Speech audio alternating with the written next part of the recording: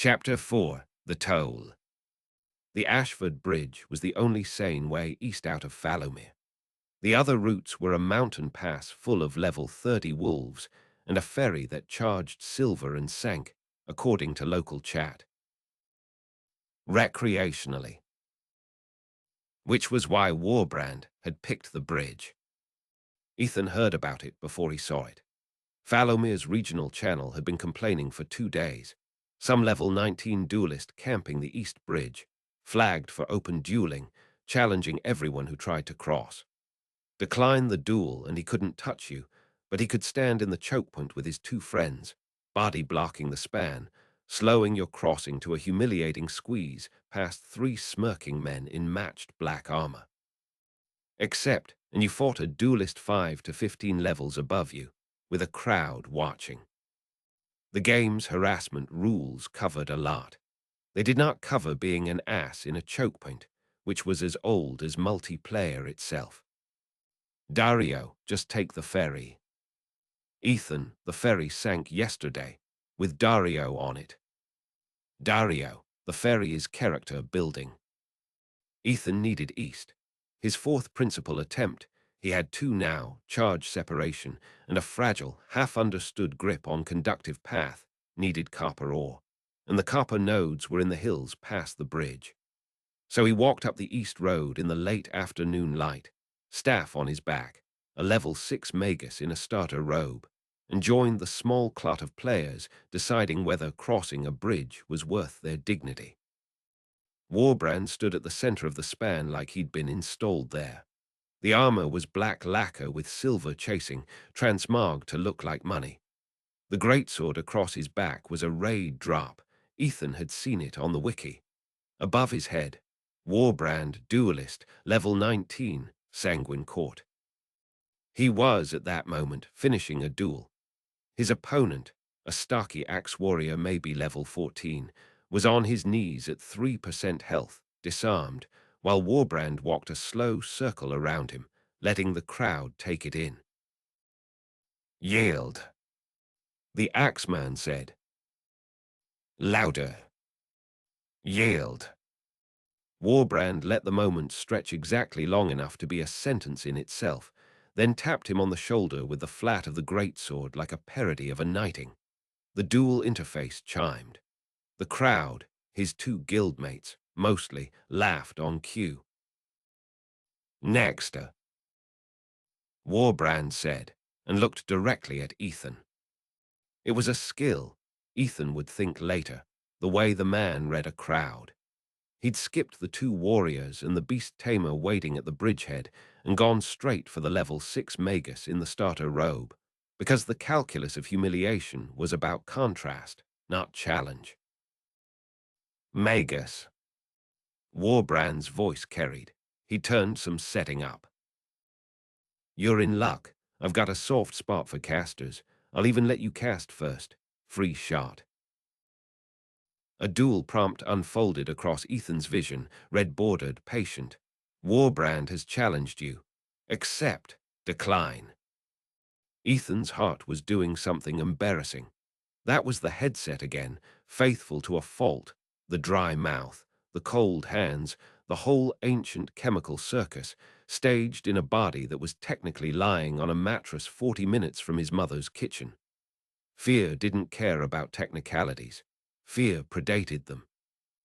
He ran the numbers because that was what he was.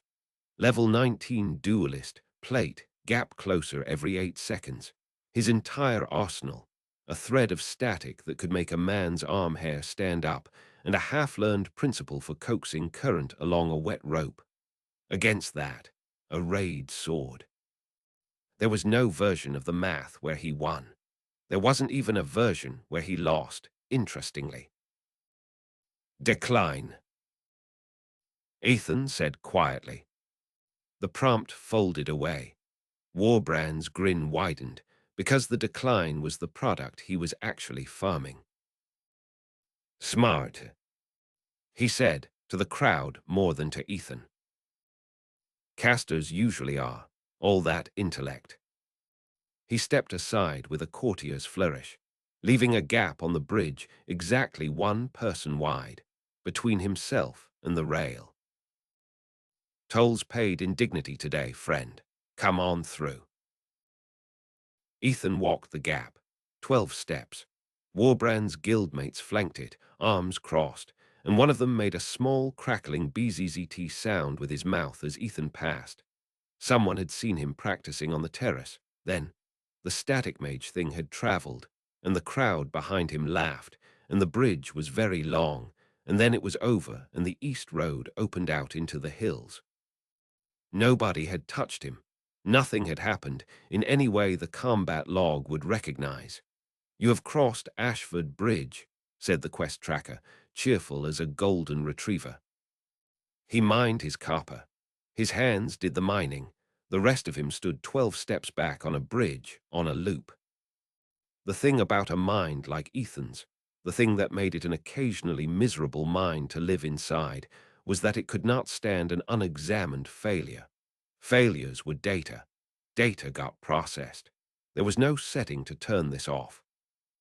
So at 1 a.m., back in his apartment with the headset off and the ceiling refusing to be interesting, the analysis ran whether he wanted it or not. Fact, you were never going to win that duel.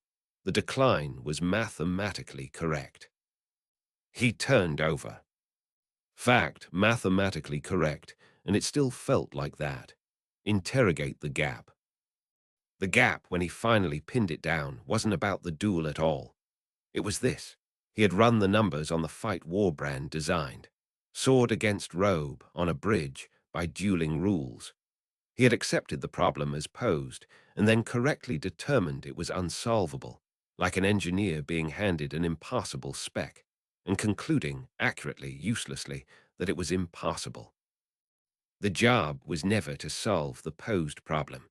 The job was to notice the posed problem was the wrong one. He got up, got his notebook, the paper one. Some thinking needed friction, and sat at the kitchen table, and did what he had not permitted himself to do on the bridge because fear had eaten the clock cycles. Redesign the problem. He fights on a bridge over water. Humid air, wet stone, iron fittings, and he stands in one spot for hours. A man in full plate, a conductive shell wrapped around a soft creature, grounded through iron-shod boots onto damp stone. His pen stopped. A man in full plate is not a warrior to the grain. He is a path, the best path for 40 meters in any direction. He built himself into an invoice, and he stands there all day, daring somebody to write it.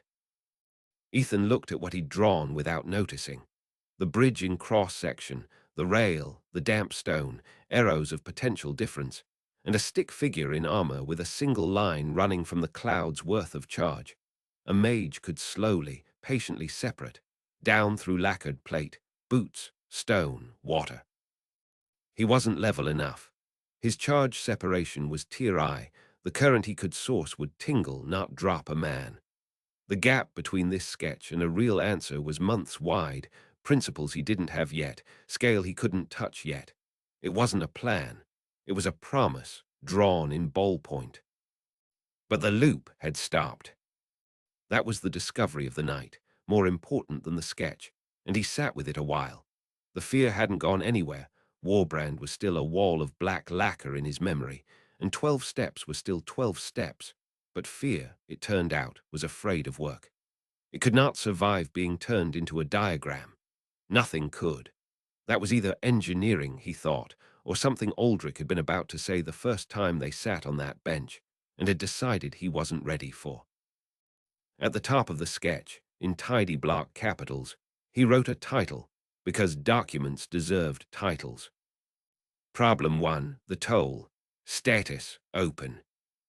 Then he went to bed and slept badly, and dreamed, for the first time since Second Dawn launched, though not from now on, the last, in slopes and paths and thin blue threads of light.